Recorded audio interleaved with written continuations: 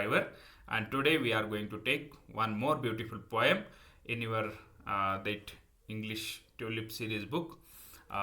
That is, yes, it is Cuckoo, and to the Cuckoo, this poem had been written by a great poet of English literature, that is William Wordsworth. William Wordsworth को एक nature poet भी माना जाता है। एक उनका spirituality के प्रति उनका बड़ा प्रेम था और नेचर के प्रति उनका बड़ा लगाव था, तो इसलिए उनको एक नेचर पोइट माना जाता है। तो उनकी जो बहुत सारी पोइट्री जो है नेचर से रिलेटेड है, तो आज हम उसी के बारे में थोड़ा स्टडी करेंगे। तो ये विलियम वर्ड्सवर्थ हैं, one of the founders of English romanticism and one of the most central figure and important intellect. He is remembered as a poet of spiritual and epistemological speculation, a poet concerned with human relationship to nature. Human relationship जो nature के साथ है उसको ये उसके लिए माने जाने जाते हैं। The poem to the cuckoo, किसको एक बार हम रीडिंग कर लेते हैं। 4 स्टेंजा जैसे आपके सामने हैं स्क्रीन के ऊपर। O blithe newcomer, I hear thee and rejoice, O cuckoo. Shall I call thee bird, or the bird, or but a wandering voice? While I am lying on the grass, thy twofold shout I hear. From hill to hill it seems to pass, at once far off and near, thou babbling only to the vale of sunshine and the flowers, thou bringest unto me a tale of visionary hours, thrice welcome darling of the spring, even yet thou art to me no bird but an invisible thing, a voice, a mystery. तो पहला stanza है जो आपके screen पे है, ओ ब्लीथ new कमर। अगर आप देखें यहाँ पर ओ ब्लीथ न्यू कमर, यहाँ पर साइन ऑफ एक्सक्लेमेशन निकाला, यानी साइन ऑफ एक्सक्लेमेशन हम कब निकालते हैं, जब हम यानी एक अचानक हमारे मुंह से आवाज़ निकल जाती है। तो ये पोएम जो है पूरी डेडिकेट कोयल को है। कोयल को ये बड़ा प्रेज करता है पोइट। ओब्लिथ न्यू कमर, तो उसके मुंह से निकल जाता है, जैसे ये पोइट मान लीजिए आप जैसे कोयल को देखता है तो उसके मुंह से ये आवाज़ निकल जाती है ओ ब्लीथ।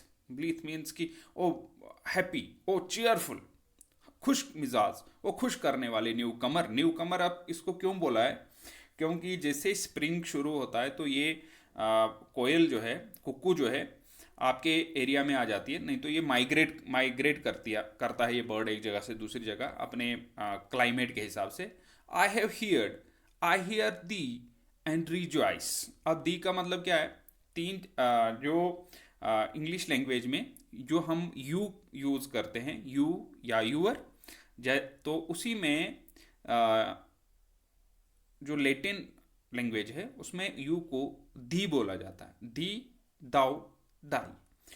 तो यहाँ पर क्या है, यहाँ पर दी यूज हुआ है। दाउ कहाँ पे यूज होता है, जब हम सब्जेक्ट प्रोनाउन लगाते हैं यू तो वहाँ पर दाउ लगता है।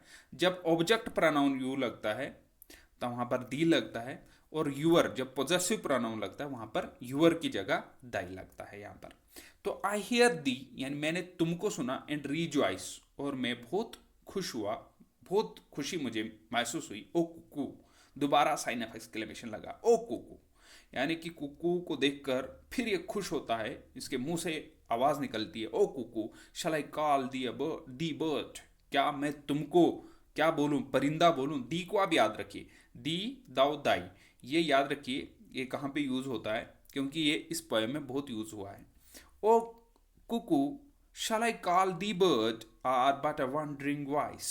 यहाँ पर थियोरेटिकल क्वेश्चन डाला है कि क्या मैं तुम्हें सिर्फ एक कुकू बोलूँ, क्या तुम्हें सिर्फ एक परिंदा बोलूँ, सॉरी कुकू, ओ कुकू, क्या तुम्हें एक परिंदा बोलूँ, और but a wandering voice. Wandering voice मतलब क्या है, घूमती हुई आवाज़, चारों तरफ से घूमती हुई, यानी इसको चारों तरफ से उसकी, यानी ये उसके दिमाग में, जहन में बस गई ये आवाज़, और ये बोलता है कि यार मैं तुझे एक वॉन्डरिंग वॉइस बोलूँ। तो ओ ब्लीथ न्यू कमर यानी O cheerful newcomer bird, I hear thee and rejoice, जब मैं तुम्हें सुना मैं बहुत खुश हुआ। O cuckoo, shall I call thee bird, क्या मैं तुम्हें परिंदा बोलूं या तुम्हें वंडरिंग वॉइस यानी घूमती हुई मोबाइल वॉइस बोलूं। While I am laying on the grass, while I am laying on the grass, जब ये घास पे सोता है। थाई, जैसे मैंने बोला था, दी का पोजेसिव आता thy, thy means your. Thy twofold shout I hear, तुम्हारी में डबल, जब मैं घास पे सोता हूँ, घास पे लेटता हूँ, मैं तुम्हारी डबल आवाज सुनता हूँ। Twofold shout I hear, twofold sound में जो है आपकी तेरी सुनता हूँ। कहाँ पे, जैसे हम ऊंचाई पे जाते हैं, कहीं पे आवाज़ लगाते हैं तो वहाँ से दोबारा आवाज़ उधर से आती है, तो वैसे आप समझे।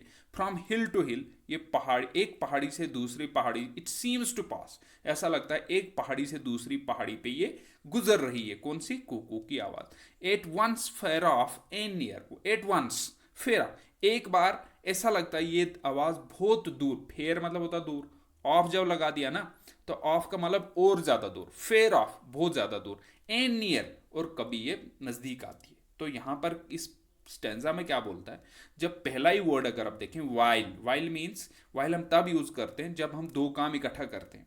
यानी while I am lying on the grass, जब ये घास पे सोया है, तो यहां पर दूसरा काम क्या हो रहा है कि ये इसकी आवाज पहाड़ों पहाड़ों से गुजरते हुए सुनता है, कभी दूर कभी पास। Thou babbling only to the veil, thou babbling only to the veil of sunshine and of flowers, thou bringest unto me a tale of visionary hours. Thou babbling only to the veil, क्या बोलता है कि babbling मतलब होता है कि बुनबुनाना, जो ये जो बर्ड्स हैं जो आवाज़ें निकालती हैं, rapidly and continuously excited sound, जो बातें होती हैं उसको बोलते हैं बैबलिंग। तुम जो है जो अपनी बातें करती हो, क्या सिर्फ वैली में, वैल मतलब वैली में करती हो तुम, यानी ओनली टू द वेल, सिर्फ वैली में नहीं, सनशाइन जब होती है तब भी उसके साथ भी उसको इसकी आवाज़ सुनाई देती है। फ्लावर्स जब देखता है तो उससे भी, तब भी इसको इसकी आवाज़ सुनाई देती है। थाउ ब्रिंगेस्ट अन टू मी अ टेल, और तुम मेरे लिए क्या लाती हो, थाउ मीन्स यू, ब्रिंगेस्ट मी, तुम मेरे तक क्या लाती हो, एक टेल, एक कहानी लाती हो। क्या? कौन सी कहानी? Of visionary hours. अब विजनरी आवर्स यहाँ पर क्या है? विजनरी आवर्स मीन्स की काल्पनिक, आप बोल सकते हैं चेतना वाले घंटे जो हैं। तो यहाँ पर विजनरी आवर्स को कंपेयर किया है इसने, जो चाइल्डहुड में जब भी ये यानी खाली बैठा होता है तो ये अपने पास्ट के बारे में, अपने बचपन के बारे में सोचता रहता है। और बचपन में ये कोयल की आवाज़ सुनता था जब ये फ्री माइंड था, जब इसका पूरा दिमाग फ्री था और बहुत खुश था, तो उस वक़्त ये कोयल की आवाज़ को सुनकर बहुत मतलब खुश होता था। तो ये बोलता था, bringest on to me a tale of visionary hours, तो तुम मेरे लिए जो है मेरे बचपन को याद दिलाती हो। तुम मेरे लिए जो है ये जो काल्पनिक घंटे, जो यानी जब मैं अपने पास्ट के बारे में सोचता हूँ उसकी भी मेरे लिए याद तुम दिलाती हो। तो यहाँ पर एक डीप मीनिंग इन वर्ड्स का है जो पोइट बोलना चाहता है। उम्मीद है कि आप यहाँ पर भी समझ गए होंगे ये वाला स्टैंजा भी। अब ये लास्ट वाला स्टैंजा है, thrice welcome darling of the spring. Thrice welcome, यहाँ देखिए, यहाँ पर थ्राइस का मतलब होता है 3 दफ़ा। अब 3 दफ़ा ये वेलकम कर रहा है। डार्लिंग ऑफ द स्प्रिंग, यानी स्प्रिंग की बहुत प्यारी चहेती हो तुम। किसको बोलता? कोयल को। अब स्प्रिंग का कौन सीजन होता है? जब हम मौसम बहार आती है। तो थ्राइस वेलकम, अब ये थ्राइस वेलकम क्यों बोलता है? तो जब आप, क्योंकि यहाँ पर जब पहले स्टार्ट हमारी पोएम होती है ओब्लिथ न्यू कमर, न्यू कमर मतलब जब स्प्रिंग शुरू होता है, तो यहाँ पर क्या होता है कि ये हमें, ये पोइट जो है, ये बर्ड जो है, कुकू जो है, स्प्रिंग के आने की हमें एक इंफॉर्मेशन, एक हमें बताती है कि स्प्रिंग आ गया है, यानी हम तक ये मैसेज लाती है। तो तब भी इसका शुक्रिया करता है पहली बार कि तुमने मेरे लिए ये हमें मैसेज दिया कि स्प्रिंग आ गया। दूसरा, ये उसका शुक्रिया अदा करता है जब ये विजनरी आवर्स, यानी जब इसको पास्ट की याद इसे दिलाता है। और तीसरा जो है, क्योंकि इस कुकू को नेचर का बहुत ही मतलब खूबसूरत या नेचर में बहुत ही खुश करने वाला एक बर्ड माना जाता है, तो इसलिए इसका थ्राइस वेलकम करता है। तो ये 3 खूबसूरतियाँ इसको बताता है। पहली आ गई, याद रखेगा, पहली आ गई जब ये स्प्रिंग सीजन के बारे में इसको बताता है, दूसरा जब इसको विजनरी यानी अपने बचपन की याद दिलाता है, तीसरा क्योंकि ये बर्ड एक नेचर का एक खूबसूरत खुश करने वाला बर्ड माना जाता है, यानी सबसे खूबसूरत और बर्ड माना जाता है। Even yet thou art to me, और तुम मेरे लिए एक आर्ट हो, no bird but an invisible thing, तुम मेरे लिए एक परिंदे नहीं हो लेकिन एक इनविजिबल थिंग हो। क्या? इनविजिबल अनसीन चीज हो। अ वॉइस अ मिस्ट्री, तुम मेरे लिए एक राज हो, तुम मेरे लिए एक आवाज हो, तुम मेरे लिए एक राज हो। तो एक कोयल की मैं आपको एक आवाज़ यहाँ पे सुनाने की कोशिश करूँगा।